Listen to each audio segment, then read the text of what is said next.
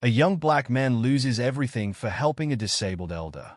When a black SUV parks at his door the next day, his hands start shaking when he discovers who was inside.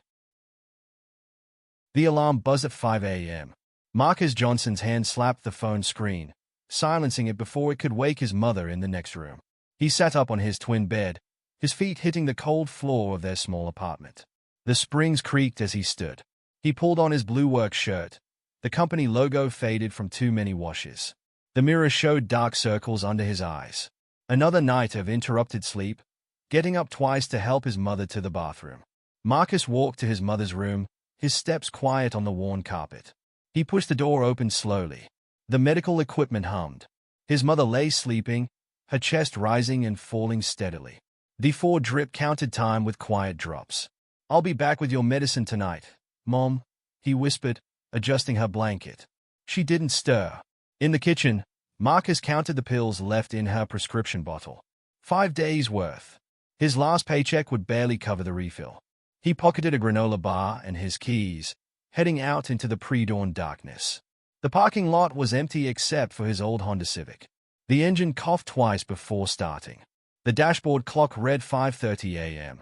He had 30 minutes to make it to Metropolitan Moving Company before Richard's morning briefing. Being late meant getting the worst delivery routes. Marcus pulled into the company lot at 5:55 a.m. Other workers trudged toward the warehouse, shoulders hunched against the morning chill. Inside, fluorescent lights buzzed overhead. The smell of coffee and cardboard boxes filled the air. "Johnson," Richard Bennett's voice cut through the warehouse. "You're cutting it close." Marcus turned to face his supervisor. Richard stood with his clipboard, his tie perfectly straight, his shoes shined. His eyes were already narrowed with disapproval. "I'm 5 minutes early, sir," Marcus said. "Barely." Richard addressed the gathered workers. "Listen up. We've got twice the deliveries today. Someone called in sick." He glared at the group. "I don't care how you do it, but every package needs to be delivered by end of shift. No excuses." Marcus checked his assigned route on the digital board. 12 stops. Usually, he had 8. His stomach tightened. "Something wrong with your route, Johnson?" Richard appeared beside him. "No, sir. I'll handle it." "You better. One more late delivery, and we'll have to reevaluate your position here." Marcus nodded, moving toward his truck. As he loaded the first boxes, his father's voice echoed in his memory. "Never let them see you sweat, son. Just do the work."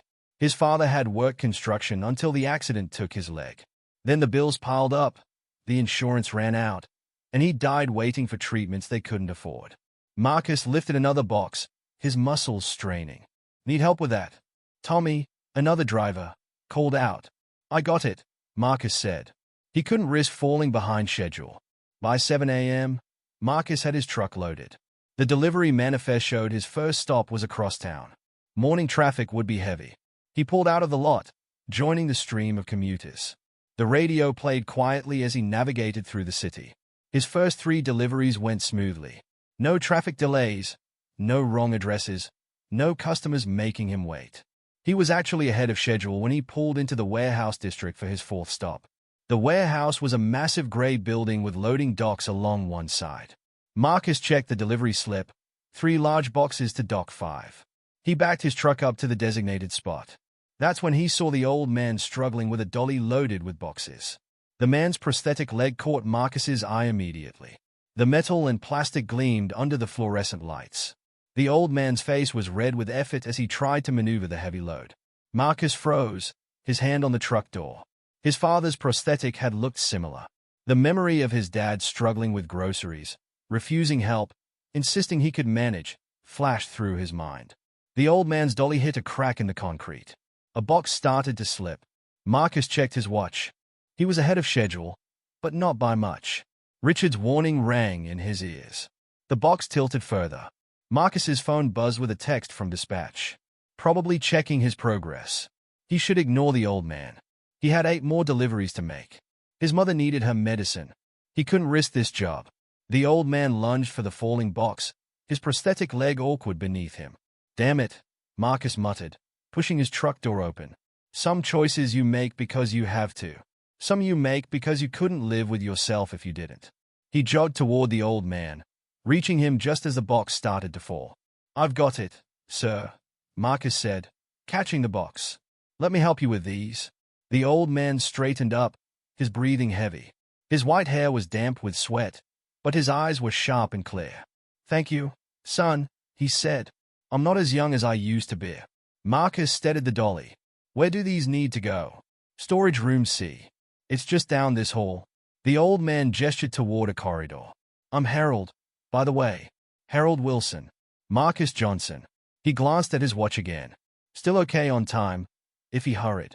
They walked together, Harold's prosthetic leg making a slight clicking sound on the concrete floor. Marcus kept the pace slow, remembering how his father used to struggle with uneven surfaces. "You work for Metropolitan?" Harold asked, nodding at Marcus's uniform. "Yes, sir. Going on 2 years now. Good company? Fair management." Marcus hesitated. Through the warehouse windows, he saw movement. A familiar figure in a tie stood watching. Richard.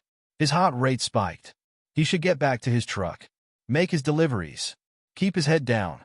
But Harold was already loading more boxes onto the dolly, his movements careful and determined. Marcus took a deep breath and reached for another box. "Some choices define who you are. Let me help you with those too, sir," he said. Behind him, through the window, Richard's figure turned and walked away. Marcus's phone buzzed again in his pocket. He ignored it and picked up another box. Marcus could feel sweat running down his back as he helped Harold with the last of the boxes. His phone had buzzed 3 more times, but he kept working. The storage room was almost full now, the boxes stacked neatly against the walls. "That should do it," Harold said, wiping his forehead with a handkerchief. "You've been a tremendous help, son." "Happy to help, Mr. Wilson." Marcus checked his watch. 20 minutes behind schedule now. "Please, call me Harold." The older man leaned against the wall, taking weight off his prosthetic leg. "You know, it's rare these days to find young people willing to stop and help a stranger." Marcus shifted uncomfortably. "Just seemed like the right thing to do. Was it worth risking your job over?" Marcus's head snapped up. Harold's eyes were kind but knowing. "I saw your supervisor watching. Looked like the type who runs a tight ship." "Richard?"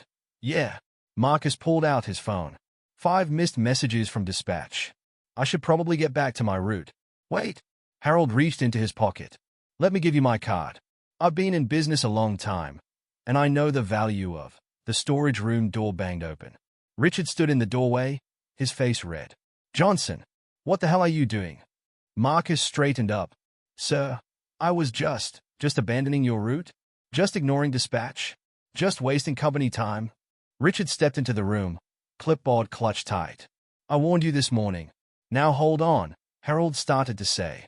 "With all due respect, sir, this is between me and my employee." Richard turned back to Marcus. 4 deliveries missed their window. 4. Do you know how much that cost the company? Marcus felt heat rising in his face. "I can make up the time. I'll stay late." "You'll do nothing of the sort. You're done here." The words hit like a physical blow. "Mr. Bennett, please. My mother should have thought about that before you decided to play volunteer." Richard thrust a paper at him. "Sign this. Turn in your badge and uniform by tomorrow." Harold stepped forward. "Young man, let me speak to." "It's okay, Mr. Wilson." Marcus's hand shook as he signed the termination paper. His father's voice echoed in his head. "Keep your dignity, son. No matter what." He handed the clipboard back to Richard, then unpinned his name badge. The metal felt cold in his hands. "I'll have my uniform cleaned and returned tomorrow." Richard snatched the badge. "See that you do." He turned and stalked out. The storage room fell silent except for the hum of fluorescent lights. "Marcus," Harold said softly, "let me help. I have connections." "Thank you, sir, but I need to go." Marcus couldn't bear to look at the sympathy in the older man's eyes. "Take care of yourself." He walked out of the storage room, past the loading dock where his truck sat half-emptied. Other workers averted their eyes as he passed. Tommy started to approach but stopped when Richard barked his name. Marcus's footsteps echoed in the warehouse. Each step felt heavier than the last. The morning sun through the windows seemed too bright, too cheerful. In the parking lot, he sat in his Honda, hands gripping the steering wheel. The dashboard clock blinked 10:47 a.m. His mother wouldn't wake for another hour, expecting her son to be at work, earning the money for her medicine. His phone buzzed. A text from his sister. Mom's doctor called. New prescription ready. $175. You got it covered. Marcus closed his eyes. The prescription bottle at home had 5 pills left. 5 days to find a new job, earn enough for medicine, make rent, keep the lights on. He started the car. It coughed twice, like it did every morning, before rumbling to life. As he pulled out of the parking lot, he caught a glimpse of Harold in his rearview mirror, standing at the warehouse door with a business card in his hand. The drive home felt longer than usual.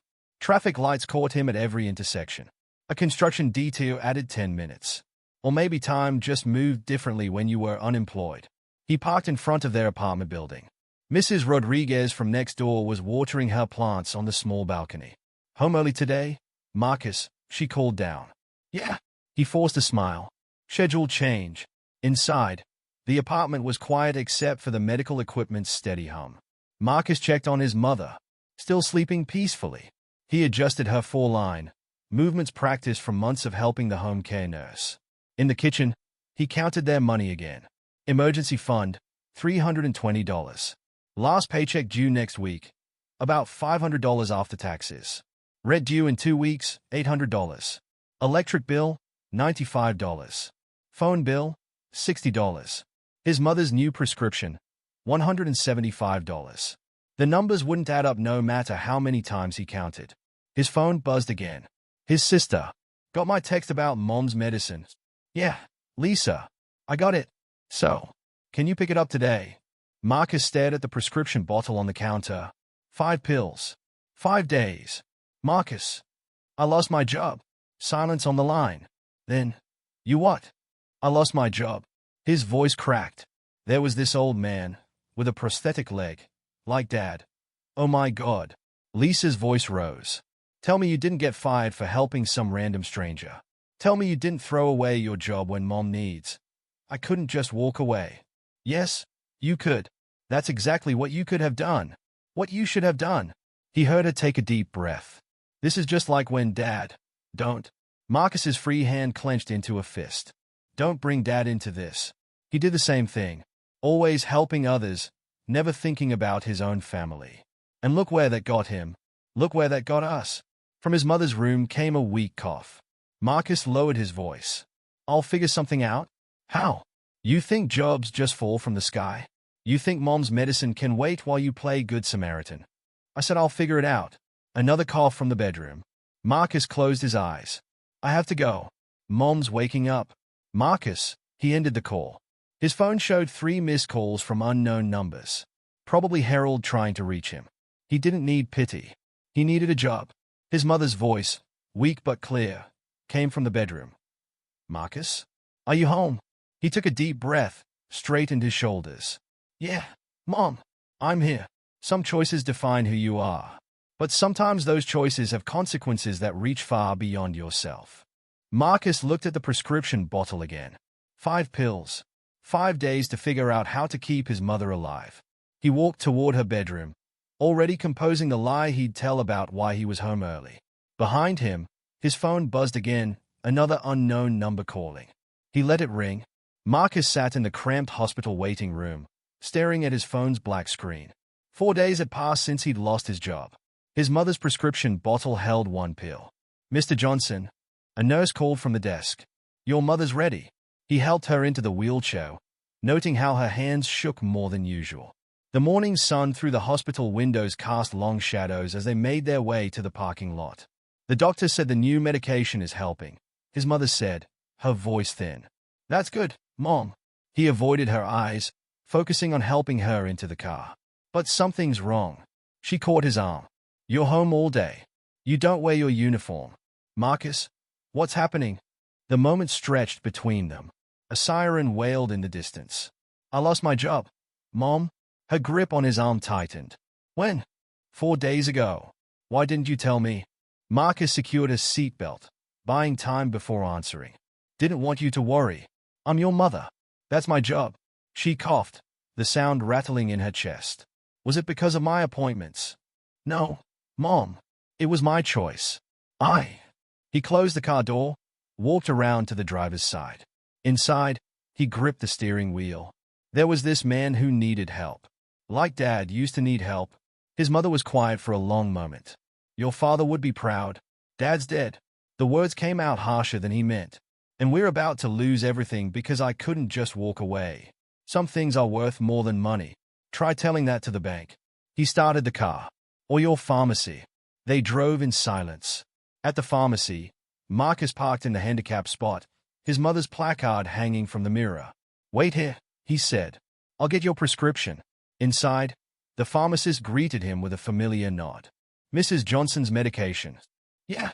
Marcus handed over the prescription. His hands were steady, even as his heart raced. The pharmacist typed on his computer, "That'll be $175. Marcus pulled out his wallet, removed his debit card. The account had $143 left. He'd been avoiding the ATM, afraid to check the balance. Sorry, he said. Can you run it as credit? The pharmacist swiped the card. The machine beeped red. Declined, the pharmacist said. Marcus tried again. Red beep. Please, he whispered. Just this once.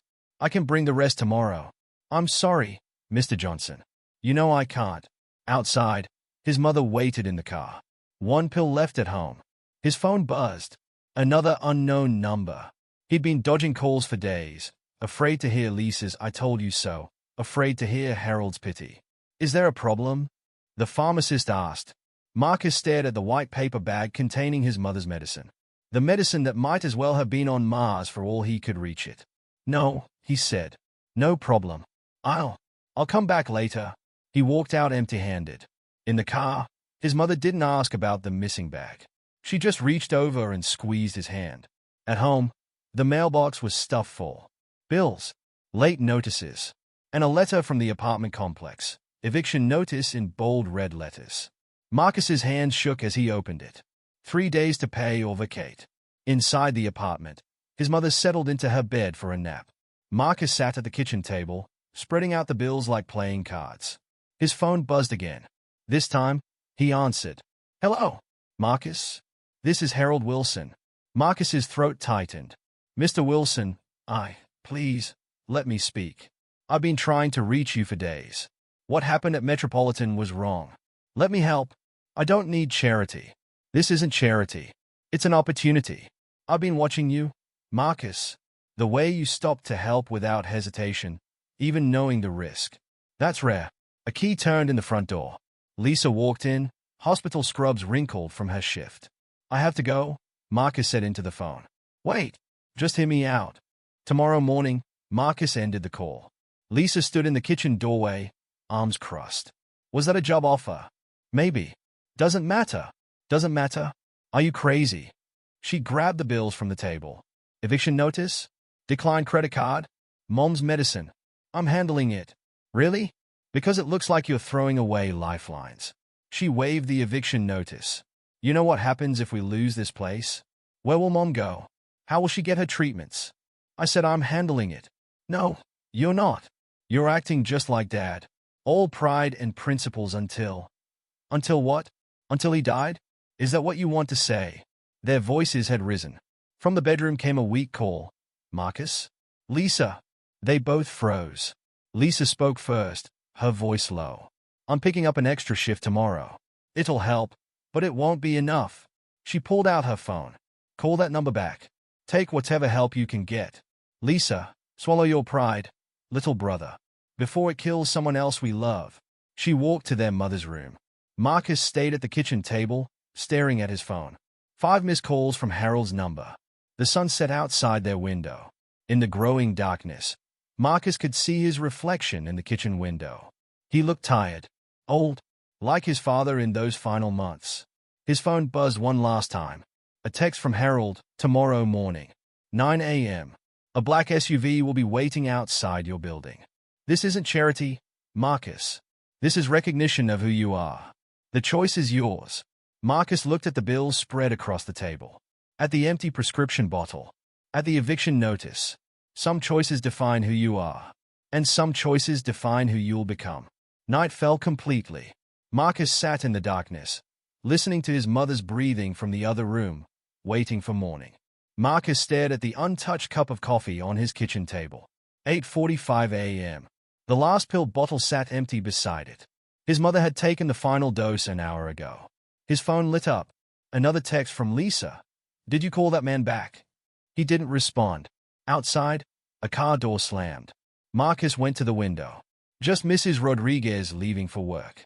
8:50 a.m. The eviction notice lay on the table, red letters stark against white paper. His bank app showed a balance of $42.13. A knock at the door made him jump. "Rent's due, Johnson." The landlord's voice carried through the thin wood. 3 days. Notice means 3 days. Marcus waited until the footsteps retreated before breathing again. His hands shook as he picked up the empty pill bottle. "Marcus!" His mother called from her room. "Someone at the door." "Just the mail?" "Mom." The lie tasted bitter. 8:55 a.m. From his bedroom window, he could see the street clearly. No black SUV. Part of him felt relieved. Pride was all he had left. His phone rang. Unknown number. "Hello, Mr. Johnson? This is Memorial Hospital Billing Department. Your mother's latest treatment." He ended the call. 8:59 a.m. A car engine rumbled outside. Marcus's heart jumped. He went to the window. A sleek black SUV pulled up to the curb. "No way," he whispered. His phone buzzed. Harold's number. "Good morning, Marcus." "Look outside." Marcus watched as the SUV's back door opened. Harold stepped out, leaning on a cane.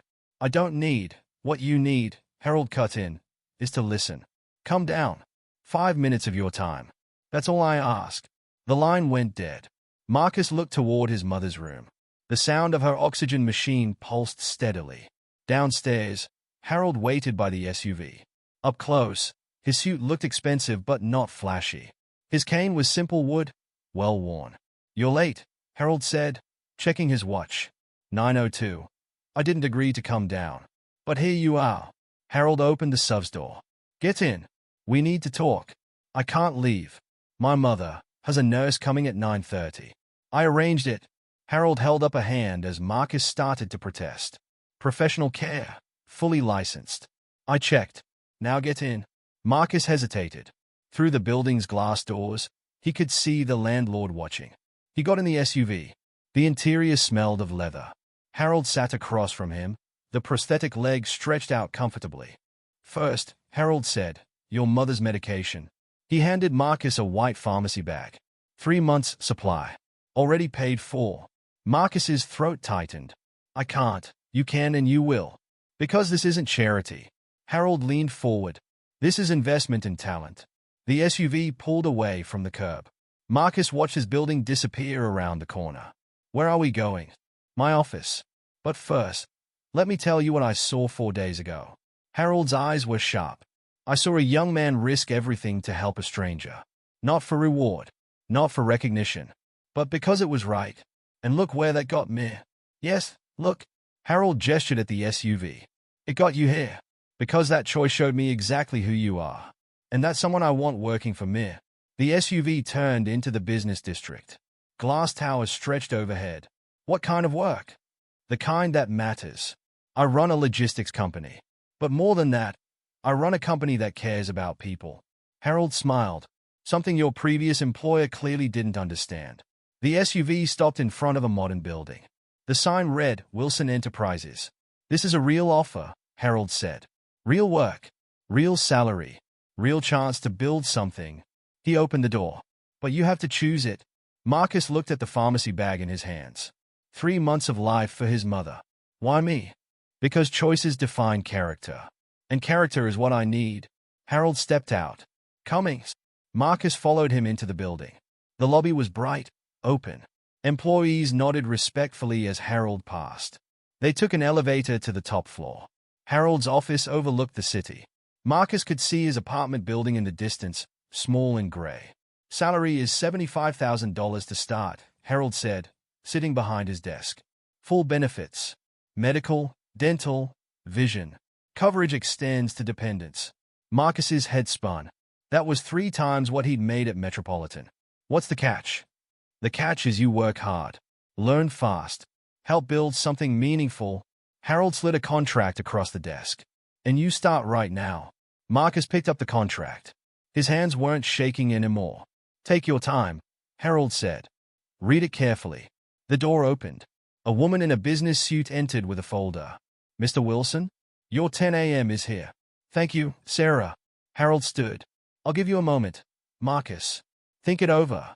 But remember, the nurse is only booked until noon. They left him alone in the office. Marcus read the contract twice. The terms were clear. The salary was real. The benefits would cover his mother's treatments. His phone buzzed. Lisa, did you see the SUV? Did you go? Yeah. And Marcus looked out the window at his old building. At his old life. I think. He picked up the pen Harold had left. I think things might be okay. Oh, thank God. Lisa's voice cracked. Don't screw this up. Little brother. I won't. He signed the contract. Some choices define who you are. And some choices define who you'll become. Marcus Johnson was about to find out which kind this was. When Harold returned, the signed contract waited on his desk. Marcus stood by the window, watching the city wake up. Somewhere in that maze of streets, a nurse was caring for his mother. Her medicine was secure. Their future. Welcome to Wilson Enterprises, Harold said. Thank you, sir. Don't thank me.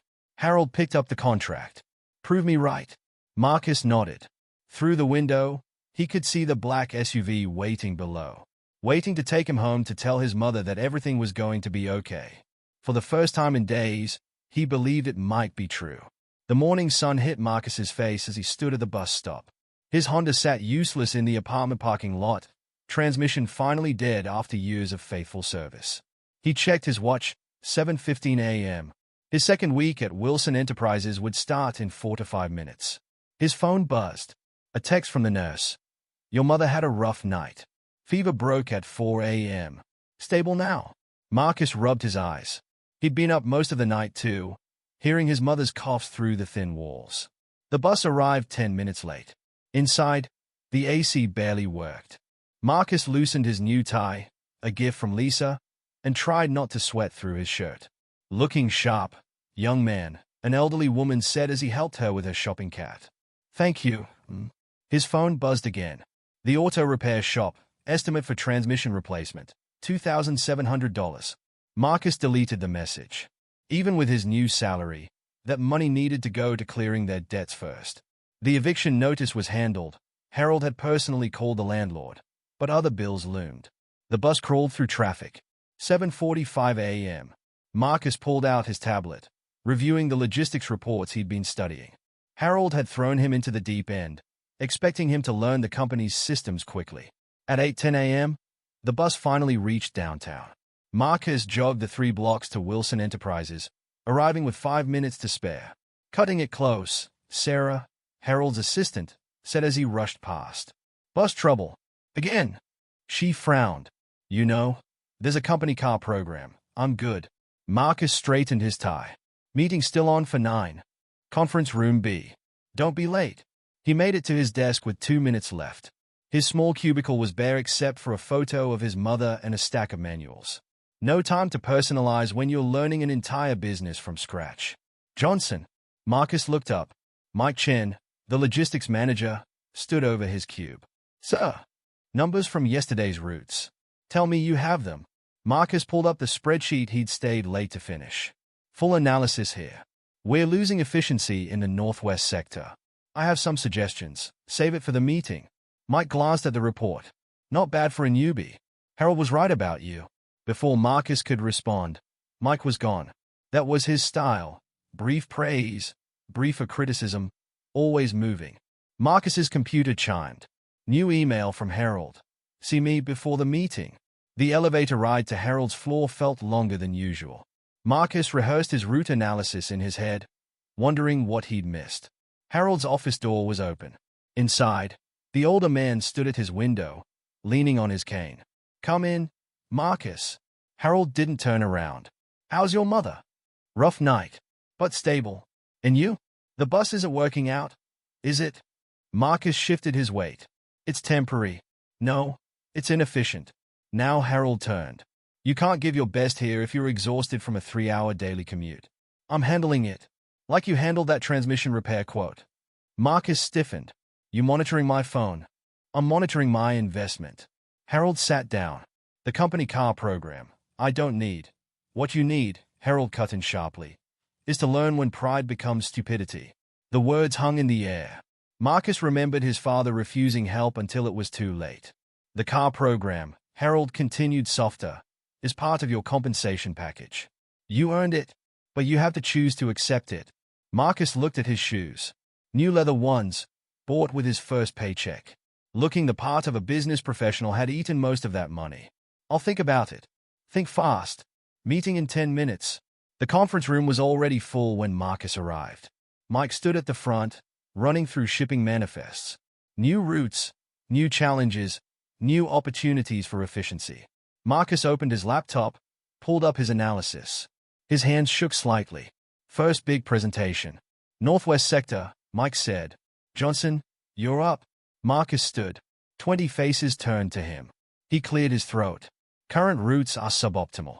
We're burning fuel on redundant paths. He pulled up his map. If we restructure like this, that cuts through heavy traffic zones, someone interrupted. At peak hours, yes. But our data shows. Data from where? You've been here 2 weeks. Marcus felt sweat on his neck. He clicked to the next slide. Historical patterns. 3 years' worth. I analyzed. When? Between bus rides. A few people chuckled. Marcus's face burned. That's enough. Harold's voice cut through the room. He stood in the doorway, leaning on his cane. Continue, Mr. Johnson. Marcus took a breath. The numbers were solid. He knew it. Looking at 3 years of delivery data, traffic patterns, and fuel consumption, he walked them through his analysis. Routes could be optimized. Money could be saved. Efficiency could improve. When he finished, the room was quiet. Questions? Mike asked. Silence. Good work, Johnson. Mike nodded. Implementation starts Monday. After the meeting, Marcus sat at his desk, hands still shaking slightly. His phone buzzed. The nurse again. Your mother's asking for you. Fever's back. Marcus checked the time. 6 hours left in the workday. His mother needed him. But this job, this chance, needed him too. Everything okay? He looked up. Harold stood there. My mother. Go. Harold's voice was firm. Family first.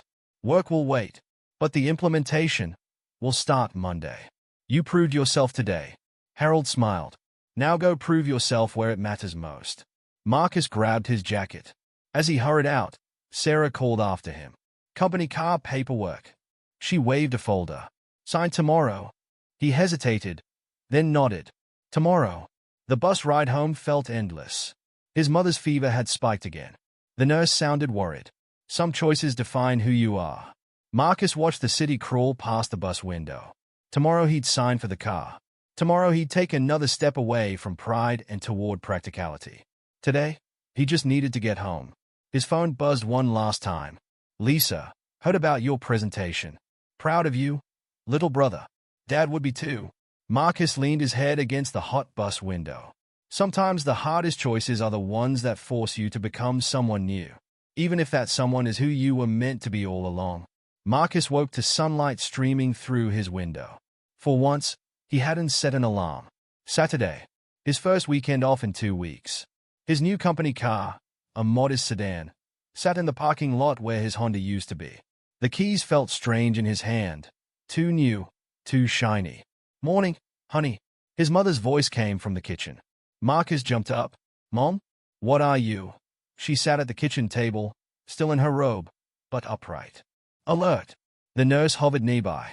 First time she's felt strong enough to walk to the kitchen, the nurse said. The new medication is working. Marcus hugged his mother carefully, mindful of the four-port in her arm. You should have called me. I would have helped. You need your rest. His mother patted his cheek. Lisa told me about your big presentation. It wasn't that big. Important enough for your boss to call me. Marcus froze. Harold called you? Such a nice man. She smiled. Reminded me of your father. Before the accident. Before the pride. Before the end. Marcus's phone buzzed. Text from Lisa. Coming by later. Big news. Your sister's got a promotion, his mother said. Night shift supervisor. How do you know? She called earlier. Unlike some people, who work too hard to call their mother. Mom, I'm teasing. She coughed. but it sounded looser than before. Go shower. Lisa's bringing breakfast. The hot water helped clear his head. 2 weeks at Wilson Enterprises felt like 2 months. So much to learn, to prove, to become.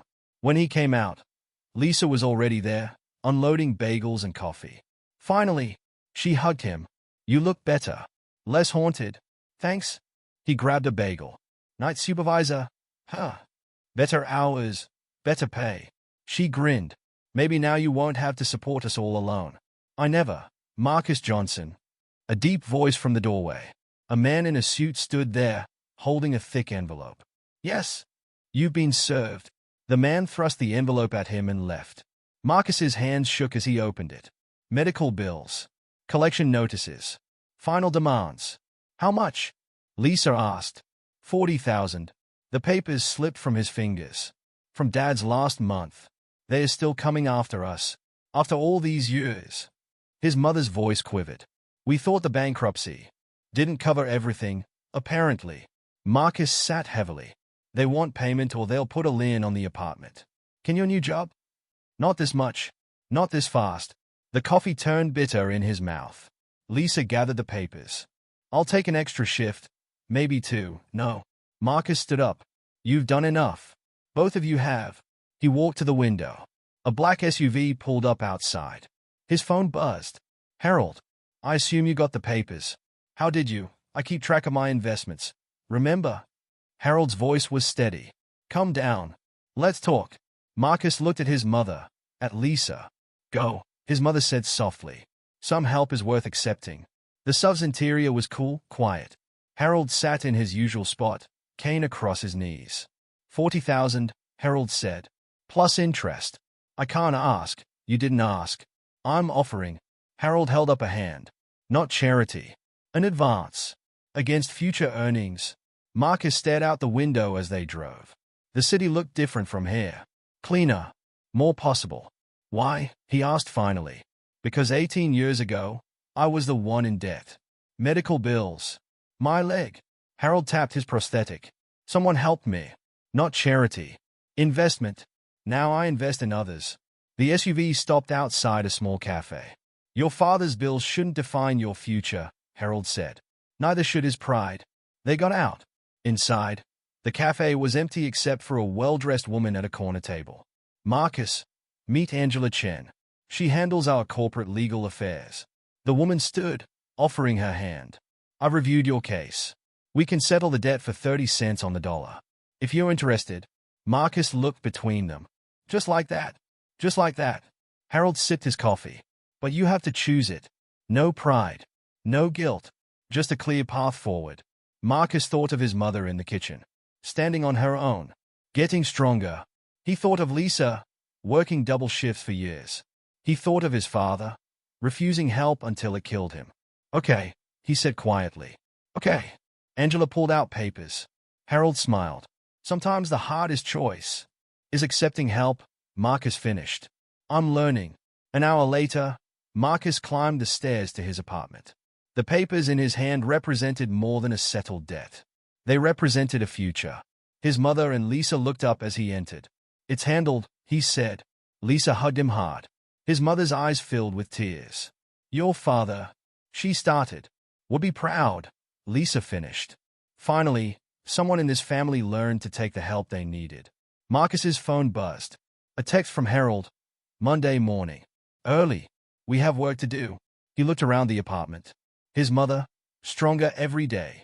Lisa, moving up at her job. The weight of his father's bills lifting at last. Some choices define who you are. Some choices define who you'll become. And some choices, Marcus realized, let you become who you were always meant to be. He texted back one word. Ready. The Wilson Enterprises lobby buzzed with Monday morning energy. Marcus adjusted his new tie, another gift from Lisa, and headed for the elevator. ID card, please. The security guard stopped him. Marcus pulled out his temporary badge. The guard shook his head. New protocols. Need permanent ID. Oh, I haven't. His with me, Frank. Harold appeared behind them, leaning on his cane. First stop this morning, actually, getting him set up properly. The security desk had a small camera. Marcus stood against the white wall, trying to look professional. Smile, Frank said. You're not at a funeral. The ID printer hummed. Marcus stared at his photo, at the Wilson Enterprises logo, at his name in bold letters. Marcus Johnson, Operations Manager. Operations Manager. He turned to Harold. But I thought, your analysis saved us 12% on fuel costs. Harold pressed the elevator button. The board approved your promotion Friday afternoon. The elevator doors closed on Marcus's shocked expression. But I've only been here 2 weeks. 2 weeks of proving exactly who you are. Harold led him down a hallway Marcus had never seen before. This is your new office. Not a cubicle. An actual office. Windows. A desk. A nameplate. So, First task. Harold handed him a folder. Review these resumes. We need a new logistics coordinator. Someone who understands the value of helping others. Marcus set his box of personal items on the desk. Just a photo of his mother and his father's old watch. Meeting in 30 minutes, Harold said. Bring your choice. Alone in his office, Marcus touched the nameplate. His name. His chance. His phone buzzed. A text from his mother. Nurse says I can try walking to the corner store today. He smiled. Texted back, that's great, Mom. Getting stronger every day. A knock at his door. Sarah stood there with a stack of files. These need your signature. She paused. The office looks good on you. Thanks. Still feels strange. You'll grow into it. She pointed at his computer. Emails set up. Calendars synced. You have 15 new messages. Marcus logged in. Emails from team members. Questions about routes. Requests for meetings. Real responsibility. His father's watch ticked softly on the desk. Another knock. Mike Chen this time. Ready for the morning briefing. Mike asked. You're presenting the quarterly projections. Marcus's mouth went dry. I am. Your office. Your responsibility. Mike grinned. Welcome to management. The conference room was fuller than usual. Marcus set up his laptop, pulled up the projections he'd been working on late into the night. Harold sat at the head of the table, watching. Good morning, Marcus started. His voice shook slightly. He looked at his father's watch. Took a breath. Started again. Good morning. Let's talk about where we're going and how we'll get there. The numbers flowed. The plans unfolded. Questions came, and Marcus had answers. When he finished, Harold spoke first. Implementation begins today. Marcus will lead the transition team. No one objected. Back in his office, Marcus called his mother. How was your walk? Good. Tiring. But good. She paused. You sound different. Different how? Stronger. Like your father before the accident. When he still believed in possibilities. Marcus looked out his office window at the city below. I got promoted, Harold told Mir. He could hear her smile. He says you're doing amazing things. I'm just trying to help people. Like Dad taught us. But you're letting people help you too. That's what he never learned. After they hung up, Marcus reviewed the resumes Harold had left. One caught his eye. A young worker, recently fired for stopping to help an elderly customer. He circled the name. His phone buzzed. Text from Lisa. Mom told me about the promotion. Dinner tonight to celebrate. Can't. Late meeting. Tomorrow. Look at you, big shot executive. Marcus laughed. Set the phone down. Sarah appeared in his doorway. Mr. Wilson wants to see you. Harold's office felt different now. Less intimidating. More like a partner's space than a boss's. Found your candidate? Harold asked. Marcus handed him the circled resume. She has the right instincts. Helping an elderly customer cost her her job. Harold raised an eyebrow. Sounds familiar. Some choices define who you are. Indeed. Harold signed the hiring approval. Call her today. Back in his office, Marcus dialed the number. Hello. Is this Jennifer Martinez? This is Marcus Johnson from Wilson Enterprises. We'd like to discuss an opportunity. The day flew by. Meetings. Decisions. Plans set in motion. At 7 p.m., Marcus finally stood up from his desk. His phone showed 3 missed calls from Lisa, 2 from his mother. He called them on his drive home. Late meetings, he explained. But good ones. We're changing things. Making them better. The apartment lights were on when he pulled up. Lisa's car sat out front. Inside, his mother and sister had waited dinner for him. Couldn't let your first day as boss go uncelebrated, Lisa said. I'm not boss, Marcus protested. Just making Dad proud, his mother said softly. They ate together, talking about changes. Good changes. His mother's improving health. Lisa's promotion. His new office. After dinner, Marcus sat in his room, looking at old photos. His father in his construction uniform. Smiling. Strong. Before pride took it all away. His phone buzzed. Harold, good first day. Tomorrow we start changing the world. Ready? Marcus looked at his father's picture. At the watch on his desk.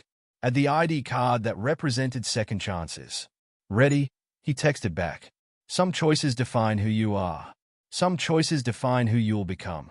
And some choices, Marcus realized, let you honor the past while building a better future. He set his alarm for tomorrow. Another day of possibilities ahead. Team meeting in 5 minutes. Sarah's voice carried through the office corridor. 3 months had passed since Marcus's promotion, and Wilson Enterprises hummed with new energy. Marcus straightened his tie. He bought his own these days and gathered his presentation materials. The quarterly numbers had exceeded all projections. Looking sharp, boss, Jennifer Martinez, his newly promoted logistics coordinator, fell into step beside him. Ready to blow their minds? Just sharing results. But Marcus smiled. Jennifer had the same fire he'd recognized in her resume. The same instinct to help others that had cost them both their previous jobs. The conference room was packed. Harold sat in his usual spot, but today he wasn't alone. The board of directors filled one side of the table. Quarterly review time, Harold announced.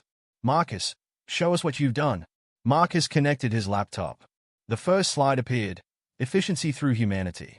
3 months ago, he began, we implemented a new approach. Not just to logistics, but to people. The numbers told the story. Fuel costs down. Delivery times improved. Customer satisfaction at record highs. But the real success isn't in these numbers. Marcus clicked to the next slide. It's in our people. Photos filled the screen. Jennifer helping an elderly client. 2 drivers assisting a disabled veteran. A warehouse team organizing a food drive. We've created a culture where helping others isn't just allowed, it's encouraged. One of the board members leaned forward. Impressive, but costly. Actually, Marcus pulled up the financial charts. Our profits are up 20%. Turns out, when you help people, they remember. They come back. They tell others. Harold's smile grew as Marcus continued. The presentation ended with a proposal, expanding the program company-wide. Questions? Marcus asked. The board whispered among themselves. Harold tapped his cane gently on the floor. Finally, the chairman spoke. Implement it. Full authorization. Whatever you need. After the meeting, congratulations poured in. Jennifer hugged him. Mike Chen shook his hand. Sarah brought champagne. Speech. Someone called. Marcus looked at Harold, who nodded. 3 months ago, I was a delivery driver who got fired for helping someone. His voice carried across the crowded room. Today, we're building a company that proves kindness and success aren't opposites. Applause erupted. Through the office windows, Marcus could see the city stretching out, full of possibilities. His phone buzzed. Lisa, Mom's latest test came back. All clear. Remission. The champagne blurred in his vision. Everything okay? Harold appeared beside him. Marcus showed him the text. Go, Harold said. Family first. But the celebration will wait. Some moments matter more. Marcus drove home with the windows down, the autumn air crisp. The hospital came into view. Inside, he found his mother and Lisa in the doctor's office. Tears and laughter mixed freely. My boy. His mother hugged him. The medicine worked. The treatments worked. Everything worked. The insurance you got us, Lisa added. The stability. It all helped. The doctor smiled. Full remission. Keep up the medications, but she can start resuming normal activities. Later, at home, they sat around the kitchen table. Like old times, but different. Better. I got a letter today, his mother said. From Harold. Marcus looked up. What? She pulled out an envelope. He told me about his own mother. How she died because they couldn't afford treatment. How he promised to never let that happen to anyone else. Inside the envelope was a foundation document. The Sarah Wilson Memorial Healthcare Fund. His naming you as director, his mother said. To help other families. Other mothers. Marcus stared at the papers. More responsibility. More chances to help. His phone buzzed. Harold, she told you. Why me? Because you understand. It's never just business. It's always personal. Marcus looked at his mother, healthy and smiling. At Lisa, proud and strong. At the foundation documents that could help so many. Thank you, he texted back. Don't thank me. Prove me right. Again. A knock at the door interrupted them. Jennifer stood there, holding files. Sorry to interrupt, but you need to see this. The file showed their newest project. A partnership with Disability Services. Job training. Support programs. Real change. Board approved it an hour ago, Jennifer said. We start Monday. His mother read over his shoulder. Like what your father always wanted to do. But better, Lisa added. Because we're doing it together. Marcus's phone buzzed one last time. A text from Frank, the security guard. Just heard about your mom. My wife went through the same thing. Thank you for what you're building here. Outside, the sun set on another day of possibilities. Of choices. Of changes. Some choices define who you are. Some choices define who you'll become. And some choices, Marcus realized, create ripples that help others become who they were meant to be too. Monday, he said to Jennifer. We start changing more lives. She grinned. Ready when you are, boss. His mother squeezed his hand. Lisa poured more coffee. The foundation documents promised more good to come. Marcus Johnson, once a delivery driver who lost everything for helping others, now sat at the heart of a growing wave of change. And somewhere, he knew, his father was smiling. Next candidate, please. Marcus straightened the files on his desk. 6 months had passed since his mother's recovery, and Wilson Enterprises had grown in ways no one expected. Sarah buzzed his office intercom. Mr. Moore is here. A young man entered, hands shaking slightly. His tie was crooked, shoes scuffed. Marcus recognized the look, someone who needed a chance. Take a seat, James. Marcus gestured to the chair. Tell me why you're here. Bye. I got fired last week. James twisted his hands. From Package Right Delivery. Marcus leaned forward. What happened? There was this woman. Wheelchair. Struggling with packages in the rain. I stopped to help. Missed my delivery window. James looked down. They said I violated protocol. Through the office window, Marcus could see Harold crossing the lobby below, his cane tapping steadily. Protocol, Marcus repeated. Interesting word. He opened his desk drawer, pulled out an old Metropolitan Moving Company badge. Set it between them. 6 months ago, I got fired for helping a disabled man carry boxes. Marcus watched James's eyes widen. Best thing that ever happened to me. The intercom buzzed again. Sarah's voice. Foundation meeting in 10 minutes. Come with me, Marcus told James. Let me show you what we're building. They walked through the office. People nodded respectfully as Marcus passed. On the walls, posters showed the company's new mission. Success through service. The conference room was full. Harold sat at the head of the table. Jennifer coordinated presentations. Lisa, newly hired as their healthcare liaison, arranged documents. Everyone, Marcus announced, meet James Moore, our newest team member. James blinked. But you haven't even interviewed, just did. Marcus smiled. Some choices tell you everything you need to know about a person. The meeting began. The Sarah Wilson Memorial Healthcare Fund had helped 50 families in 6 months. Job training programs had placed 30 disabled workers.